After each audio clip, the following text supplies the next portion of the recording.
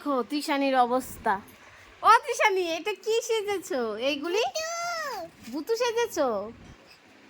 গোপাল, হ্যাঁ আটা করেছি, আটা মেখে তারপর রুটি করেছি। আর ও দেখো কিছু নিয়ে গিয়ে কি করেছে, মুখের অবস্থা।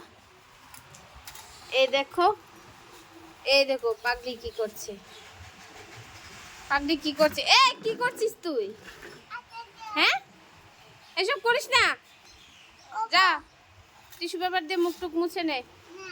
ঠিক আছে চলো, কি কি রান্না হচ্ছে সেগুলি দেখাই। এখানে দেখো রুটিগুলি মেখে তারপর করে নিয়েছি। আর এখানে দেখো সবগুলি হয়ে গেছে। এই দেখো নরম নরম হয়েছে। আর এই দেখো মা করছে রুটিগুলি। এই দেখো,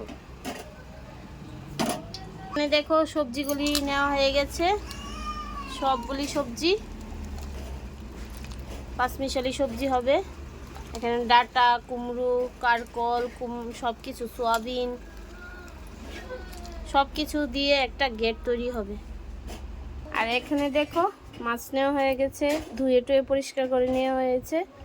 এগুলি সুন্দর করে হলুদ লবণ দিয়ে ভেজে তারপর ঝোল করবে। আর তিশানির জন্য এটা, তিশানি তো আর মাছ খেতে চায় না, এইটা ভালো করে ভেজে দেবে। তিশানি মাথার মজকটা খাবে। আজকে মুড়ি ঘন্ট করবে না মাথা দিয়ে। তাহলে চলো যাই, ওরা কি করছে। তিশানি ধুয়ে নাও ভালো করে ধুয়ে নাও। ধুয়ে নিচ্ছ? সাবান আছে, সাবান দিয়ে ধুবি? এটা নয়, সাবান দিচ্ছি, দাঁড়া। গালে সাবান লাগিও না কেন মা, সাবান লাগবে না, ধুয়ে নাও ভালো করে ধুয়ে নাও। আর স্নান করিয়ে দেবো আমি, ঠিক আছে? টাটা দিয়ে দাও সবাইকে। দুষ্টু বুড়ি, এই দেখো খুব সুন্দর। ওয়াও, ঠিক আছে টাটা, সবাই ভালো থেকো, সুস্থ থেকো।